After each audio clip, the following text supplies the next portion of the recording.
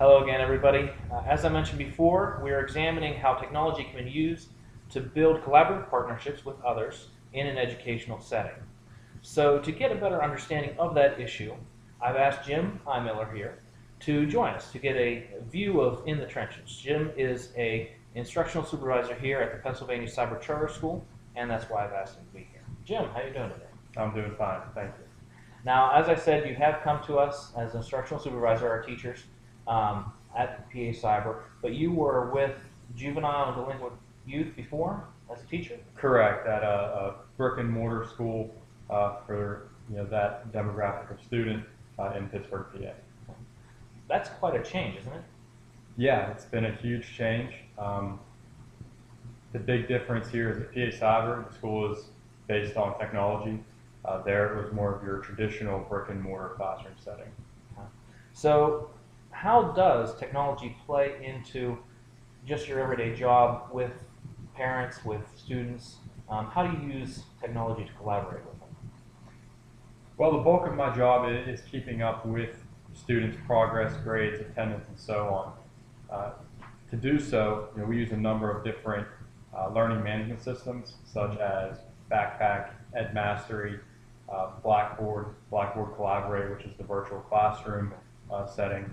And all these different management systems offer different views and different insights into the student's educational experience and allow us to communicate most clearly with the families about how they're doing. Okay. What about with staff? Do you use any kind of technology when you're dealing with other staff members, or is it just face-to-face? Yeah, actually, being a statewide school, we are a statewide public school. We have offices throughout the state, and each of these offices is equipped with a system called the Polycom system. Okay.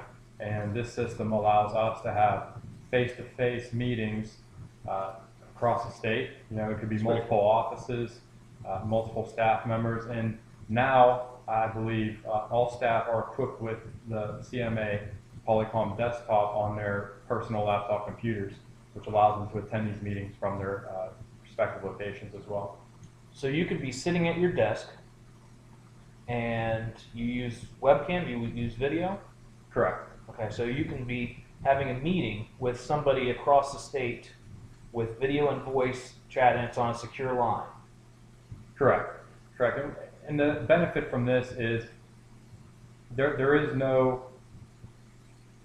nothing different between a meeting like that and if you were in the same room with somebody.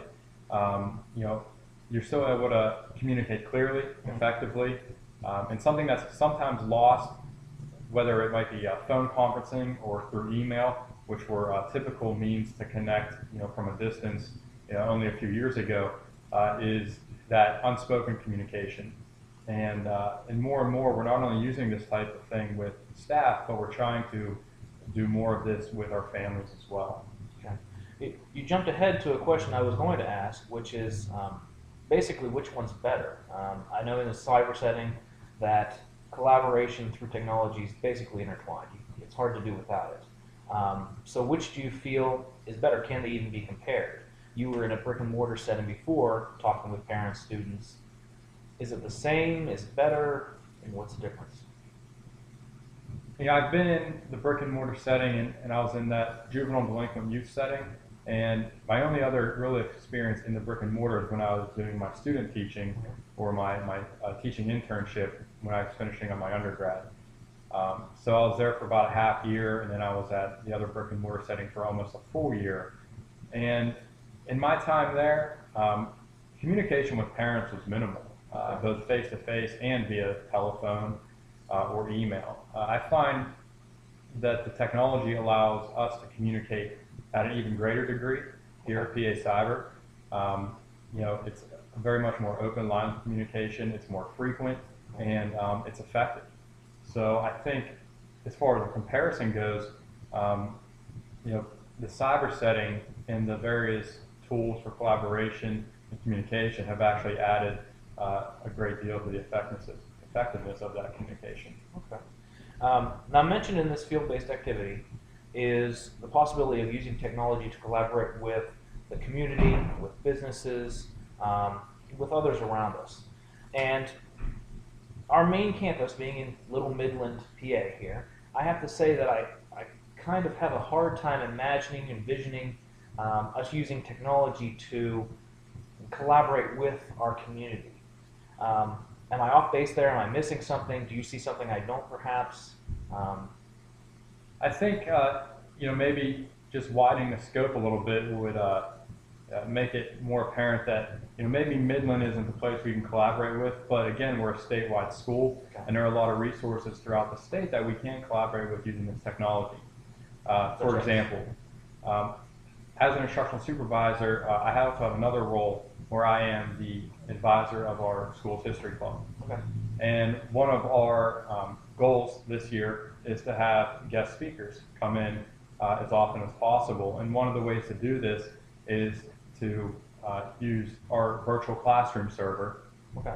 as that that mode of communication. So we could, because it is free for anyone to log on just using a link, a simple link, and as long as they have the right Java software installed on their computer, which most PCs have pre-installed, anyone can join this Blackboard Collaborate server. So what we do is perhaps it's a guest speaker from a local university, maybe it's Slippery Rock University or University of Pittsburgh. Instead of them having to come to us, and our club members are statewide anyway, we can have them log on to the virtual classroom server. Our students from all over the state can log on to that server, and then we can have a lecture, a Q&A, or whatever other activity we want to have for that day in that meeting.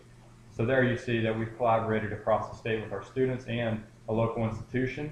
And these same rules can be applied to different businesses or other real-world situations that might, be specific to a different subject area or a different class. That's pretty cool.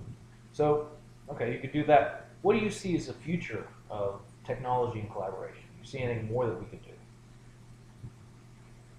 It's tough to predict technology, and I'm by no means an expert in technology. I think it's only going to get stronger at bringing the world closer together. There are universities and high schools that are already using technology to collaborate, to other countries throughout the world. I know PA Cyber has yet to go down that road, but it is on the horizon, I think. It's very doable, and technology, again, will only get better, as we've seen, over our lifetime. I think the other thing technology has to offer us, and I think it's a very important key in education and something we focus on here, is technology can be there to bridge the gap between teachers and parents. Oftentimes a student's success weighs heavily on a teacher, and all they need to do is get a hold of a parent and try to get the parents more involved at home, or maybe it's vice versa, where the parents need to be in more contact with the teachers. And I think technology offers those situations where it can be more easily done, rather than cumbersome phone calls to every parent on a teacher's roster that might be more than 100 students after you total up all their classes, or sending out mass emails.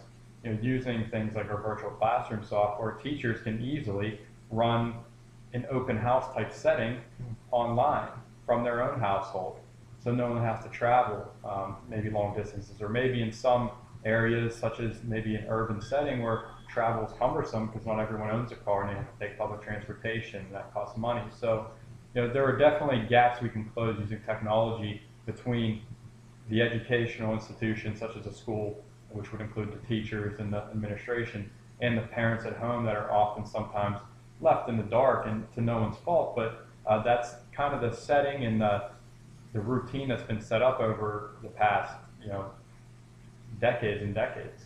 Okay. Last question. We've been talking about technology, lauding its uses. Are there any pitfalls to avoid? Is there anything to watch out for in using technology for collaboration? Yeah, I think with anything, anything can be misused. You can grab a simple tool out of your shed and misuse it, and it can end up doing more harm than good. Some of the big issues with technology is privacy. That's probably the number one. When you get into using webcams and social networks such as Schoology, which is one we use here at PA Cyber, which is very similar to a Facebook, there are privacy concerns, and students misusing them or using them for the wrong reasons, such as basically just a social forum instead of an educational forum that promotes a social aspect. Webcams, can often be misused. Students, if you give a student a laptop with a webcam, yeah, they can use it for all their classes that they need to, but you know what, that laptop also has internet connectivity to these other websites that aren't monitored by the school. So privacy is probably the #1 concern. Well, thanks for talking with us. They shut out the lights on us, so I guess it's time to go. We'll get back to more in depth after this. Okay. So far, we've taken a look at what researchers have had to say about what technology tools can be used for collaboration and how collaboration can benefit education. We also spent some time talking with educator Jim Eimiller and his experiences using collaborative tools for his parents and students. Now, I'd like to discuss 3 ways I would use collaboration in my own classroom.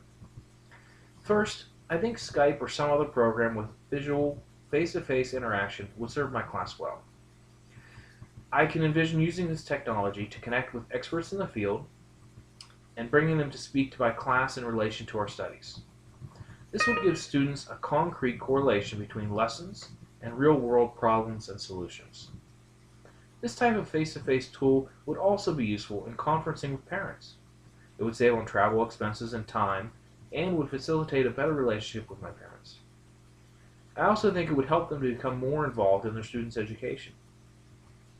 In West's research, he states that these type of digital communications allow students, teachers, parents, and administrators to share insights and reactions to develop a better understanding of instructional activities. So, by using this approach, I hope to create a sense of community learning for my students and families. Secondly, I would like to involve students in online collaborative projects. As indicated in research I have previously mentioned, collaboration should help them develop a deeper understanding of the material, and by using technology, it will help them serve and keep pace with society. Now, when assessing this work, Carnegie Mellon University's Ashley Deal said there are 3 areas: the process, the final product, and the learning outcome that need to be focused on. She said instructors should evaluate the process students use in approaching a given problem and finding solutions. Teachers should also assess the final product or end result.